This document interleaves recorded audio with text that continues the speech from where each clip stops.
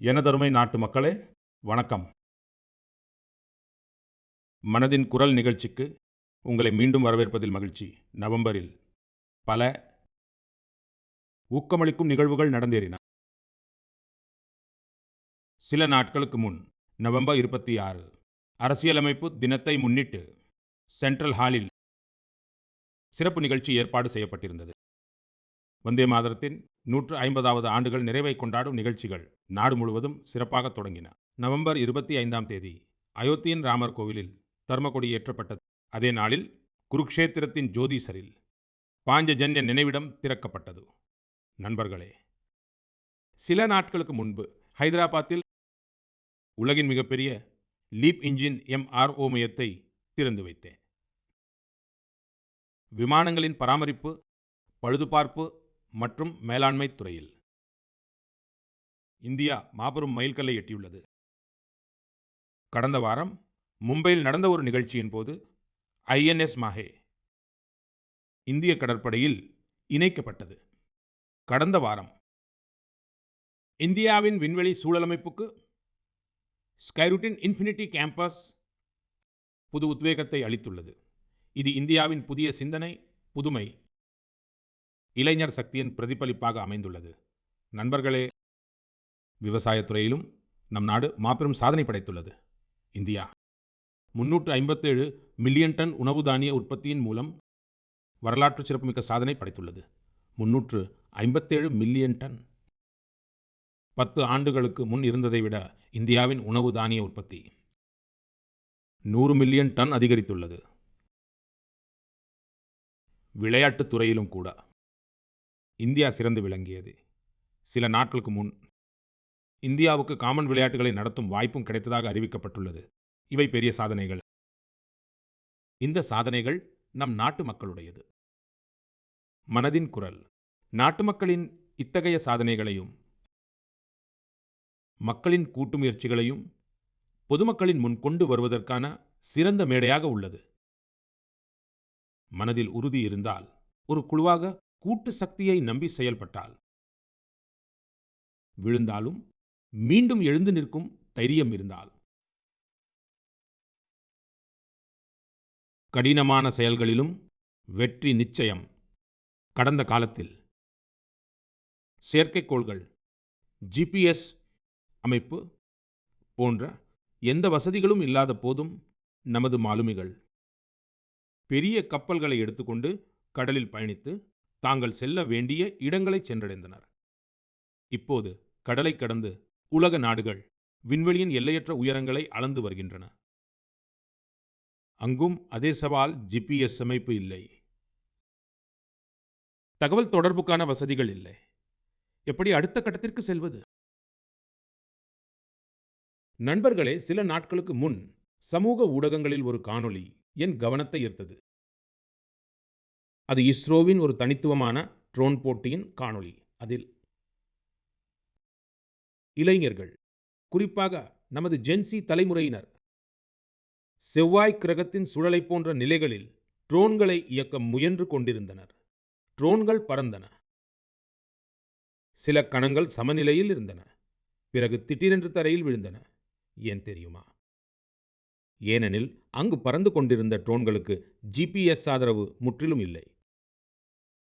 செவ்வாய் கிரகத்தில் GPS சாத்தியமில்லை. அதனால் ட்ரோனுக்கு எந்த வெளிப்புற சமிக்ஞையோ வழிகாட்டலோ கிடைக்காது. ட்ரோனானது தனது கேமரா மற்றும் உள்ளமைக்கப்பட்ட மென்பொருள் உதவியுடன் பறக்க வேண்டியிருந்தது. சிறிய ட்ரோன் ஆனது நிலத்தின் அமைப்பை அடையாளம் காண வேண்டும், உயரத்தை அளக்க வேண்டும், தடைகளை புரிந்து கொள்ள வேண்டும், பாதுகாப்பாக தரையிறங்குவதற்கான வழியை தானாகவே கண்டுபிடிக்க வேண்டும். அதனால்தான் ட்ரோன்களும் ஒன்றன் பின் ஒன்றாக விழுந்து கொண்டிருந்தன. இந்த போட்டியில் புனேவைச் சேர்ந்த இளைஞர்கள் குழு ஒன்று ஓரளவிற்கு வெற்றி பெற்றது. அவர்களின் ட்ரோனும் பலமுறை விழுந்தது, நொறுங்கியது. ஆனால் அவர்கள் தோல்வியை ஒப்புக்கொள்ளவில்லை.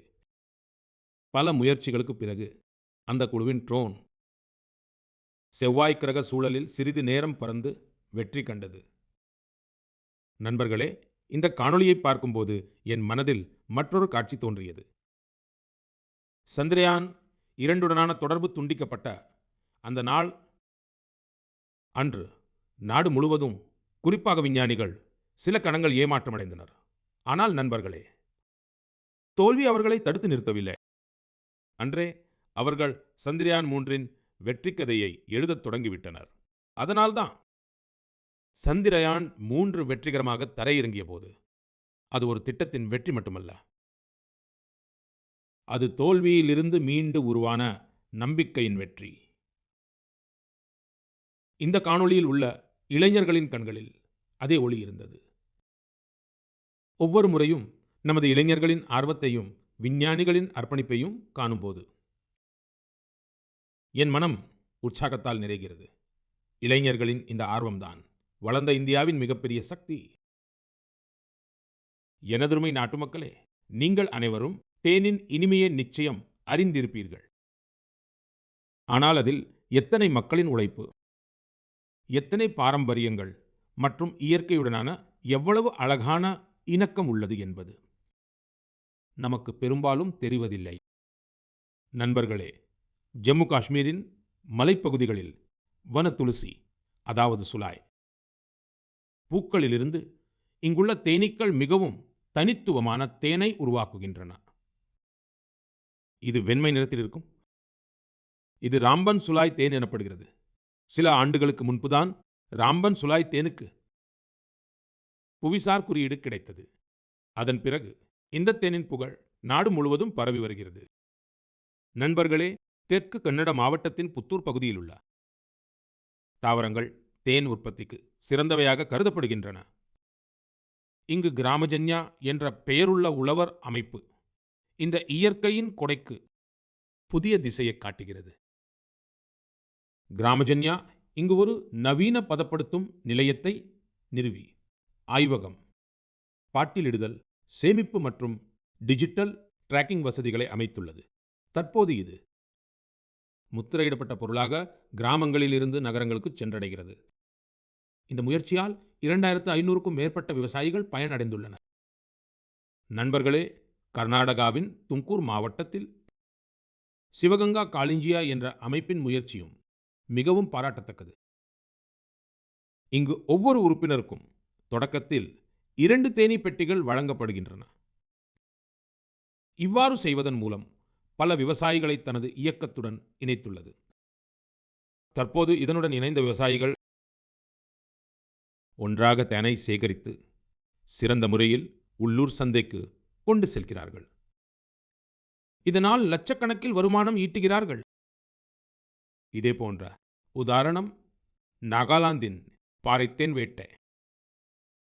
நாகாலாந்தின் சோக்லாங்கன் கிராமத்தில் கியாம்னியுங்கன் பழங்குடியினர் பல நூற்றாண்டுகளாக தேனை எடுக்கும் பணியை செய்து வருகின்றனர். இங்கு தேனீக்கள் மரங்கள் அல்லாமல் உயரமான பாறைகளில் தங்கள் கூடுகளை கட்டுகின்றன. எனவே தேன் எடுக்கும் பணியும் மிகவும் ஆபத்தானது. அதனால்தான் இங்குள்ள மக்கள் தேனீக்களிடம் முதலில் மென்மையாக பேசி அவற்றிடம் அனுமதி பெறுகிறார்கள். இன்று தாங்கள் தேன் எடுக்க வந்துள்ளதாக கூறி அதன் பிறகே தேன் எடுக்கிறார்கள். நண்பர்களே, இன்று இந்தியா தேன் உற்பத்தியில் சாதனைகள் படைத்து வருகிறது. 11 ஆண்டுகளுக்கு முன் நம் நாட்டில் தேன் உற்பத்தி 76,000 மெட்ரிக் டன்னாக இருந்தது. இப்போது அது 1,50,000 லட்சம் மெட்ரிக் டன்னை விட அதிகமாகியுள்ளது. கடந்த சில ஆண்டுகளில் தேன் ஏற்றுமதியும் 3 மடங்குக்கு மேல் அதிகரித்துள்ளது. ஹனி மிஷன் திட்டத்தின் கீழ் காதி கிராமத் தொழில் ஆணையமும் 2,25,000க்கும் மேற்பட்ட தேனீ பெட்டிகளை வழங்கியுள்ளது. இதன் மூலம் ஆயிரக்கணக்கான மக்களுக்கு வேலை வாய்ப்புகள் கிடைத்துள்ளன. அதாவது நாட்டின் பல்வேறு மூலைகளிலும் தேனின் இனிமை அதிகரித்து வருகிறது. இந்த இனிமை விவசாயிகளின் வருமானத்தை அதிகரிக்க. மக்களே, ஹரியானாவின் குருக்ஷேத்திரத்தில் மகாபாரத போர் நிகழ்ந்ததை நாம் அனைவரும் அறிவோம். ஆனால் அந்த போரின் அனுபவத்தை இப்போது நீங்கள் அங்குள்ள மகாபாரத அனுபவ மையத்தில் நேரடியாக உணர முடியும்.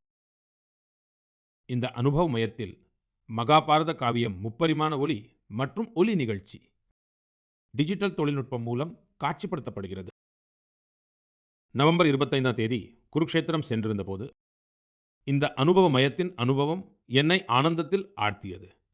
நண்பர்களே, குருக்ஷேத்திரத்தில் பிரம்ம சரோவரில் நடைபெற்ற சர்வதேச கீதா மகோற்சவத்தில் பங்கேற்றதும் சிறப்பான அனுபவமாக இருந்தது. உலகெங்கிலும் உள்ள மக்கள் எவ்வாறு தெய்வீக நூலான கீதையால் ஈர்க்கப்படுவதை பார்த்து நெகிழ்ந்தேன். இந்த விழாவில் ஐரோப்பா மற்றும் மத்திய ஆசியா உட்பட உலகின் பல நாடுகளை சேர்ந்தவர்கள் பங்கேற்றனர். இந்த மாத தொடக்கத்தில் சவுதி அரேபியாவில் முதன்முறையாக ஒரு பொது மேடையில் கீதை விளக்க உரை நிகழ்த்தப்பட்டது. ஐரோப்பாவின் லாட்வியாவிலும் மறக்க முடியாத கீதா மகோத்சவம் ஏற்பாடு செய்யப்பட்டது.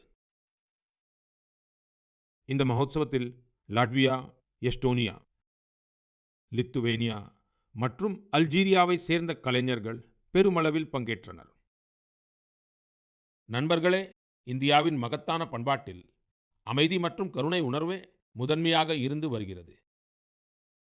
2ஆம் உலகப் போரை கற்பனை செய்து பாருங்கள். எங்கும் அழிவின் கொடூரமான சூழல் நிலவியது. அத்தகைய கடினமான காலத்தில் குஜராத்தின் நவானகர் ஜாம் சாஹிப் மகாராஜா திக்விஜய் சிங் ஆற்றிய மகத்தான செயல் இன்று நமக்கு உத்வேகம் அளிக்கிறது. அந்த நேரத்தில் ஜாம் சாஹிப் எந்தவொரு இராணுவ கூட்டணிகளையோ போர் தந்திரங்களையோ பற்றி சிந்திக்கவில்லை. மாறாக உலகப் போரின் போது போலந்து யூத குழந்தைகளை காப்பது எப்படி என்பதே அவரின் கவலையாக இருந்தது. குஜராத்தில் ஆயிரக்கணக்கான குழந்தைகளுக்கு புகலிடம் அளித்து புது வாழ்க்கையை கொடுத்தார். இது இன்றும் முன்மாதிரியாக திகழ்கிறது. சில நாட்களுக்கு முன் தெற்கு இஸ்ரேலின் மஷாவ் நெவாடிமில் ஜாம் சாஹிப்பின் சிலை திறந்து வைக்கப்பட்டது. இது மிகவும் சிறப்பான ஒரு கௌரவமாகும். கடந்த ஆண்டு போலந்தின் வார்சாவில் ஜாம் சாஹிப்பின் நினைவிடத்தில் மலரஞ்சலி செலுத்தும் பாக்கியம் எனக்கு கிடைத்தது. அந்த தருணம் மறக்க முடியாததாக இருக்கும். எனதருமை நாட்டு மக்களே, சில நாட்களுக்கு முன் கோயம்புத்தூரில் நடைபெற்ற இயற்கை விவசாயம் குறித்த ஒரு பெரிய மாநாட்டில் பங்கேற்கச் சென்றிருந்தேன். தென்னிந்தியாவில் இயற்கை விவசாயம் தொடர்பாக மேற்கொள்ளப்படும் முயற்சிகளைக் கண்டு நான் மிகவும் ஈர்க்கப்பட்டேன். எவ்வளவு இளைஞர்கள், உயர் தகுதி பெற்ற தொழில் வல்லுநர்கள் இப்போது இயற்கை விவசாயத்துறையை தேர்ந்தெடுத்து வருகிறார்கள். அங்கு விவசாயிகளுடன் பேசினேன். அவர்களின் அனுபவங்களை கேட்டறிந்தேன். இயற்கை விவசாயம் இந்தியாவின் பழங்கால பாரம்பரியங்களின் அங்கமாக இருந்து வருகிறது. நம் பூமியை பாதுகாக்க, அதைத் தொடர்ந்து ஊக்குவிப்பது நம் அனைவரின் கடமையாகும். உலகின் பழமையான மொழிகளில் ஒன்றும் உலகின் பழமையான நகரங்களில் ஒன்றும் இந்த இரண்டின் சங்கமமும் எப்போதும் அற்புதமானது. நான் பேசிக் கொண்டிருப்பது காசி தமிழ் சங்கமம் பற்றித்தான். டிசம்பர் 2ஆம் தேதி முதல் காசியின் நமோ படித்துறையில் 4வது காசி தமிழ் சங்கமம் தொடங்குகிறது. இந்த முறையின் காசி தமிழ் சங்கமத்தின் கருப்பொருள் மிகவும் சுவாரஸ்யமானது. தமிழ் கற்கலாம். தமிழ் கற்கலாம். காசி தமிழ் சங்கமம் தமிழ் மொழி மீது பற்று கொண்ட அனைவருக்கும் ஒரு முக்கியமான மேடையாக மாறியுள்ளது. காசி மக்களுடன் பேசும்போதெல்லாம் அவர்கள் காசி தமிழ் சங்கமத்தில் பங்கேற்பது மிகவும் மகிழ்ச்சியாக இருப்பதாக கூறுகிறார்கள். புதிதாக ஒன்றை கற்றுக்கொள்ளவும் புதிய மனிதர்களை சந்திக்கவும் வாய்ப்பு கிடைக்கிறது.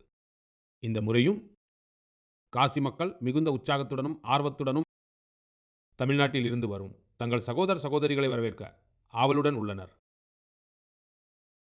நீங்கள் அனைவரும் காசி தமிழ் சங்கமத்தில் நிச்சயம் பங்கேற்க வேண்டும் என்று கேட்டுக்கொள்கிறேன்.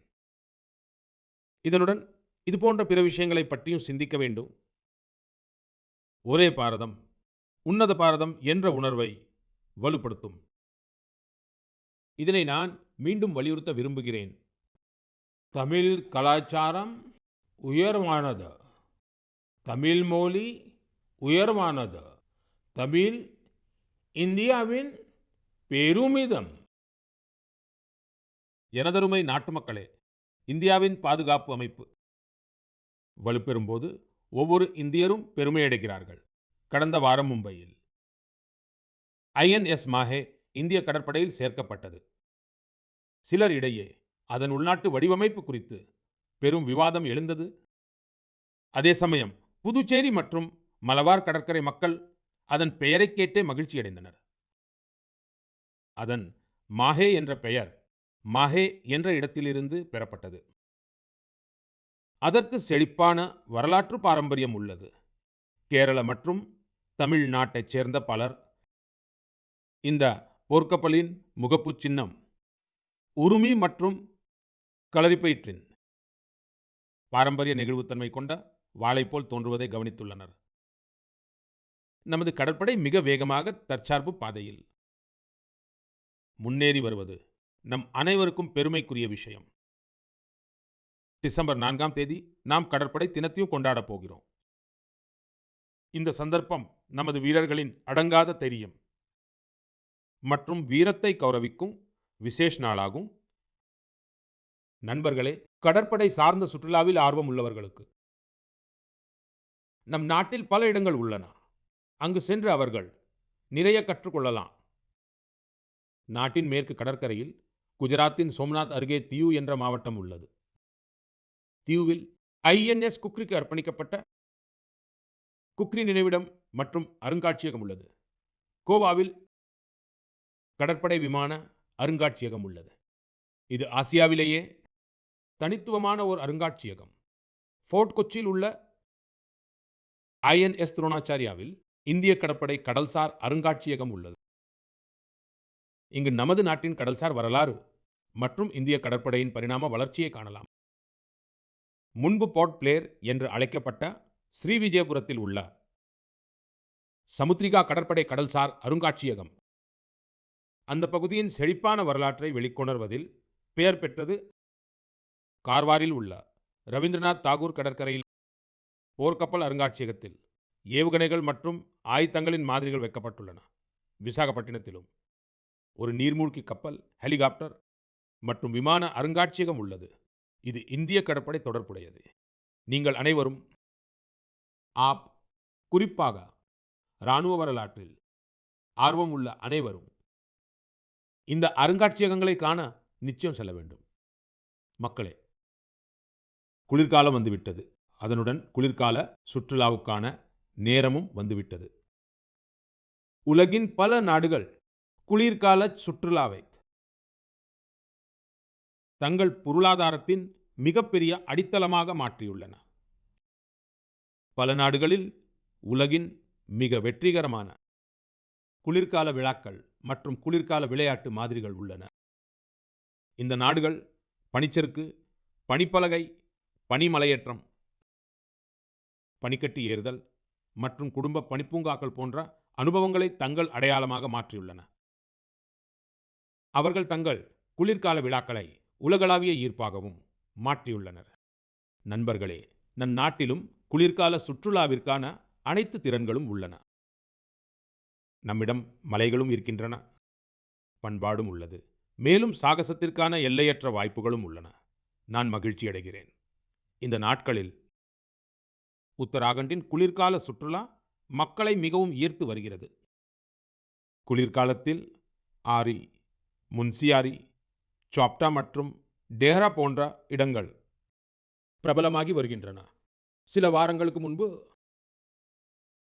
பித்தோராகர் மாவட்டத்தில் 14,500 அடிக்கும் அதிகமான உயரத்தில் ஆதி கைலாஷில் மாநிலத்தின் உயரமான மலைப்பகுதியில் நடைபெறும் அல்ட்ரா ரன் மாரத்தான் ஏற்பாடு செய்யப்பட்டது.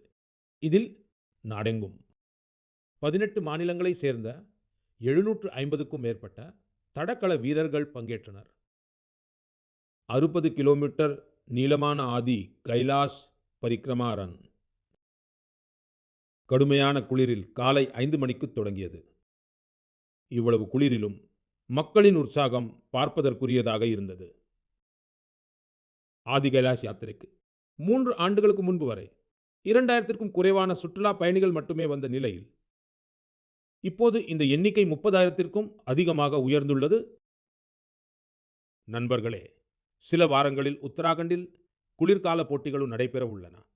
நாடு முழுவதிலும் உள்ள விளையாட்டு வீரர்கள், சாகச விரும்பிகள் மற்றும் விளையாட்டு தொடர்புடையவர்கள் இது குறித்து உற்சாகமாக உள்ளனர். பனிச்சறுக்கு அல்லது பனிப்பலகை. பனியில் நடைபெறும் பல விளையாட்டுகளுக்கான தயாரிப்புகள் தொடங்கிவிட்டன. உத்தராகண்ட் குளிர்கால சுற்றுலாவை மேம்படுத்துவதற்காக இணைப்பு மற்றும் உள்கட்டமைப்பிலும் கவனம் செலுத்தியுள்ளது. தங்குமிடங்களுக்கான புதிய கொள்கையும் உருவாக்கப்பட்டுள்ளது. நண்பர்களே, குளிர்காலத்தில் இந்தியாவில் திருமணம் செய்யும் பிரச்சாரமும் தனித்துவம் பெறுகிறது. குளிர்காலத்தின் பொன்னான வெயில், மலையில் இருந்து இறங்கும் பனிமூட்டத்தின் போர்வை. இலக்கு திருமணங்களுக்காக மலைகள் இப்போது மிகவும் பிரபலமாகி வருகின்றன. பல திருமணங்கள் இப்போது குறிப்பாக கங்கை நதிக்கரையில் நடைபெறுகின்றன. நண்பர்களே, குளிர்காலத்தின் இந்த நாட்களில் இமயமலையின் பள்ளத்தாக்குகள் வாழ்நாள் முழுவதும் உடனிருக்கும் அனுபவத்தின் பகுதியாக மாறிவிடுகின்றன. நீங்கள் ஒருவேளை இந்த குளிர்காலத்தில் எங்காவது செல்ல திட்டமிட்டிருந்தால் இமயமலையின் பள்ளத்தாக்குகளை நிச்சயம் ஒரு தேர்வாக வைத்துக் கொள்ளுங்கள். நண்பர்களே, சில வாரங்களுக்கு முன் நான் பூடான் சென்றிருந்தேன். இது போன்ற பயணங்களில் பல்வேறு வகையான உரையாடல்கள் மற்றும் விவாதங்களுக்கான வாய்ப்பு கிடைக்கிறது. எனது இந்த பயணத்தில் பூட்டானின் மன்னர், முன்பு மன்னராக இருந்த அவரது தந்தை, அங்குள்ள பிரதமர் மற்றும் பிறரையும் சந்தித்தேன். அப்போது அனைவரிடமிருந்தும் ஒரு விஷயம் கேட்க கிடைத்தது.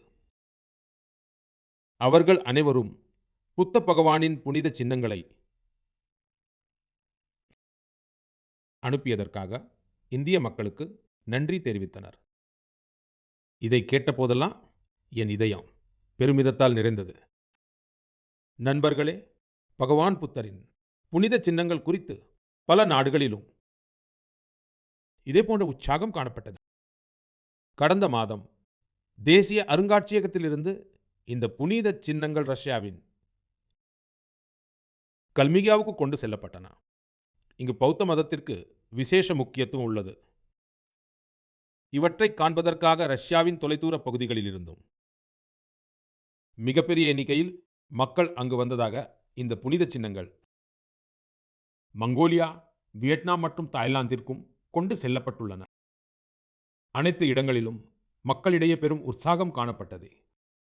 இவற்றை காண்பதற்காக தாய்லாந்து மன்னரும் வந்திருந்தார். உலகம் முழுவதும் புத்த பகவானின் புனித சின்னங்கள் மீது இத்தகைய ஆழமான பிணைப்பைக் கண்டு மனம் நெகிழ்ச்சியில் நிறைகிறது. இதுபோன்ற ஒரு முயற்சி உலகம் முழுவதிலும் உள்ள மக்களை ஒன்று சேர்க்கும் சக்தியாக அமைகிறது என்பதை கேட்பது மிகவும் மகிழ்ச்சி அளிக்கிறது. எப்போதும் உள்ளூர் பொருட்களுக்கு குரல் கொடுங்கள் என்று கூறியுள்ளேன்.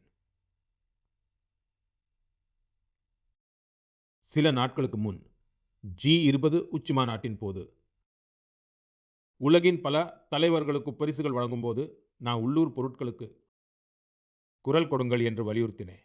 நாட்டு மக்களின் சார்பாக உலகத் தலைவர்களுக்கு வழங்கிய பரிசுகளில் இந்த உணர்விற்கு விசேஷ கவனம் செலுத்தப்பட்டது. இந்த மாநாட்டின் போது தென்னாப்பிரிக்காவின் குடியரசுத் தலைவருக்கு நடராஜரின் வெண்கலச் சிலையை பரிசளித்தேன். இது தமிழ்நாட்டின் தஞ்சாவூரின் கலாச்சார பாரம்பரியத்துடன் தொடர்புடைய சோழர் கால சிற்பக்கலையின் அற்புதமான எடுத்துக்காட்டு. கனடாவின் பிரதமருக்கு வெள்ளியால் ஆன குதிரை சிலை வழங்கப்பட்டது. இது ராஜஸ்தானின் உதய்பூரின் சிறந்த கைவினைத்திறனை காட்டுகிறது. ஜப்பான் பிரதமருக்கு வெள்ளியால் ஆன புத்தர் சிலை பரிசளிக்கப்பட்டது. இதில் தெலுங்கானா மற்றும் கரீம்நகரின் புகழ்பெற்ற வெள்ளி கைவினைத்திறனின் நுணுக்கம் தெரிகிறது. இத்தாலி பிரதமருக்கு பூக்களின் வடிவம் கொண்ட வெள்ளி கண்ணாடி பரிசளிக்கப்பட்டது. இதுவும் கரீம்நகரின் பாரம்பரிய உலோக சிற்பக்கலையை வெளிப்படுத்துகிறது. ஆஸ்திரேலியா பிரதமருக்கு வெண்கல உருளியை பரிசளித்தேன். இது கேரளாவின் மன்னாரில் ஒரு சிறந்த கைவினைப் பொருளாகும். இந்திய கைவினை கலை மற்றும் பாரம்பரியத்தை பற்றி உலகம் அறிய வேண்டும் என்பதே எனது நோக்கம். நமது கைவினைஞர்களின் திறமைக்கு உலகளாவிய மேடை கிடைக்க வேண்டும்.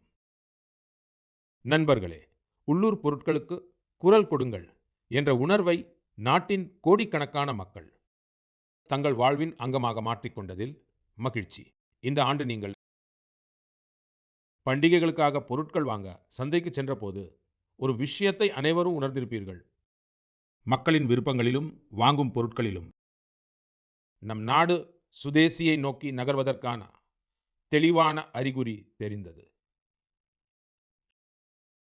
மக்கள் தாங்களாகவே இந்திய பொருட்களை தேர்ந்தெடுத்தனர். இந்த மாற்றத்தை மிகச்சிறிய கடைக்காரரும் உணர்ந்தார்.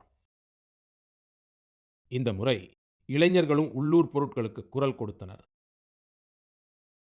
இன்னும் சில நாட்களில் கிறிஸ்துமஸ் மற்றும் புத்தாண்டுக்கான ஷாப்பிங் தொடங்க உள்ளது.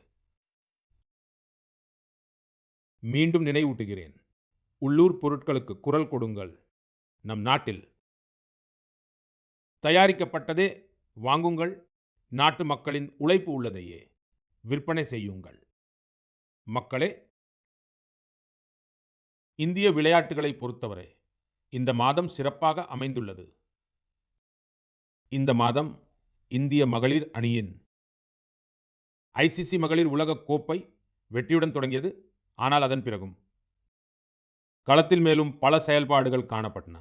சில நாட்களுக்கு முன் டோக்கியோவில் மாற்றுத்திறனாளிகளுக்கான ஒலிம்பிக்ஸ் நடைபெற்றன. அங்கு இந்தியா இதுவரை இல்லாத சிறந்த செயல்திறனை வெளிப்படுத்தி 20 பதக்கங்களை வென்றது. மகளிர் வீராங்கனைகளும் கபடி உலகக்கோப்பையை வென்று வரலாறு படைத்தனர். போட்டி முழுவதும் அவர்கள் சிறந்த செயல்திறனை வெளிப்படுத்தி நம் மனதை வென்றனர். உலக குத்துச்சண்டை கோப்பை இறுதிப் போட்டிகளிலும் அவர்களின் செயல்திறன் சிறப்பாக இருந்தது. அங்கு அவர்கள் 20 பதக்கங்களை வென்றனர். நண்பர்களே, நமது மகளிர் அணி பார்வையற்றோருக்கான கிரிக்கெட் உலகக்கோப்பையை வென்றது. பெரிதும் பேசப்படுகிறது. நமது இந்த அணி ஒரு ஆட்டத்தில் கூட தோற்காமல் இந்த போட்டியை வென்றுள்ளது. நாட்டு மக்களுக்கு இந்த அணியின் ஒவ்வொரு வீராங்கனையும் நினைத்து மிகவும் பெருமையாக உள்ளது. இந்த அணியை பிரதமர் இல்லத்தில் சந்தித்தேன். இந்த அணியின் தைரியமும் அவர்களின் மன உறுதியும் நிறைய கற்றுக் கொடுக்கிறது. இந்த வெற்றி நமது விளையாட்டு வரலாற்றில் மிகப்பெரிய வெற்றிகளில் ஒன்றாகும். இது ஒவ்வொரு இந்தியரையும் தொடர்ந்து ஊக்குவிக்கும். இப்போது நம் நாட்டில் என்டியூரன்ஸ் ஸ்போர்ட்ஸ் என்ற ஒரு புதிய விளையாட்டு கலாச்சாரமும் வேகமாக வளர்ந்து வருகிறது. என்டியூரன்ஸ் ஸ்போர்ட்ஸ் என்று நான் கூறுவது உங்களின் வரம்புகளை சோதிக்கும் விளையாட்டு செயல்பாடுகளைத்தான். சில ஆண்டுகளுக்கு முன்வரை மார்த்தான் மற்றும் பைகத்தான் போன்ற சிறப்பு நிகழ்வுகள் சில குறிப்பிட்ட நபர்களுக்கு மட்டுமே வரையறுக்கப்பட்டிருந்தது. ஆனால் இப்போது நிறைய மாறிவிட்டது. நாடு முழுவதும் மாதமும் 1500க்கும் மேற்பட்ட என்டியூரன்ஸ் ஸ்போர்ட்ஸ் போட்டிகள் நடத்தப்படுவதாக தெரிவிக்கப்பட்டுள்ளது. இந்த நிகழ்வுகளில் பங்கேற்க விளையாட்டு வீரர்கள் தொலைதூர இடங்களுக்கு செல்கிறார்கள். என்டியூரன்ஸ் ஸ்போர்ட்ஸின் ஓர் உதாரணம் ஐரன்மேன் ட்ரையத்லான். கற்பனை செய்து பாருங்கள், உங்களிடம் ஒரு நாளை விட குறைவான நேரமே உள்ளது என்றும் நீங்கள் இந்த 3 பணிகளை செய்ய வேண்டும் என்றும் கூறப்பட்டால், கடலில் 4 கிலோமீட்டர் வரை நீந்த வேண்டும், 180 கிலோமீட்டர் சைக்கிள் ஓட்ட வேண்டும், சுமார் 42 கிலோமீட்டர் மாரத்தான் ஓட வேண்டும். அப்போது நீங்கள் நினைப்பீர்கள், இது எப்படி சாத்தியம் என்று. ஆனால் மன உறுதி கொண்டவர்கள் இதை வெற்றிகரமாக செய்து முடிக்கிறார்கள். அதனாலேயே இது ஐரன்மேன் ட்ரையத்லான். சமீபத்தில் கோவாவில் இது போன்ற ஒரு நிகழ்ச்சி ஏற்பாடு செய்யப்பட்டது. இப்போதெல்லாம் இது போன்ற நிகழ்ச்சிகளில் மக்கள் மிகுந்த ஆர்வத்துடன் பங்கேற்கிறார்கள். நமது இளம் நண்பர்களிடையே பிரபலமாகி வரும் இது போன்ற பல போட்டிகள் உள்ளன. இப்போதெல்லாம் பலர் fit India Sundays on cycle போன்ற நிகழ்ச்சிகளில் பங்கேற்பதற்காக ஒன்று கூடுகிறார்கள். இவையெல்லாம் உடற்தகுதியை ஊக்குவிக்கும் விஷயங்கள். நண்பர்களே, ஒவ்வொரு மாதமும் உங்களை சந்திப்பது எனக்கு எப்போதும் புதிய அனுபவமாகவே உள்ளது. உங்கள் கதைகளும் உங்கள் முயற்சிகளும் என்னை ஊக்குவிக்கின்றன. உங்கள் செய்திகளில் நீங்கள் அனுப்பும் ஆலோசனைகள், பகிரும் அனுபவங்கள் இந்த நிகழ்ச்சியில் இந்தியாவின் பன்முகத்தன்மையை வெளிக்கொணர் உத்வேகமளிக்கிறது. அடுத்த மாத சந்திப்பில் 2025 முடியும் தருவாயில் இருப்போம். நம் நாட்டின் பெரும்பாலான பகுதிகளில் குளிர் அதிகமாகிவிடும். குளிர்காலத்தில் நீங்களும் உங்கள் குடும்பத்தினரும் பாதுகாப்பாக இருங்கள். அடுத்த மாதம் நாம் வேறு புதிய தலைப்புகள், புது பிரபலங்கள் பற்றி கண்டிப்பாக பேசுவோம். நன்றி.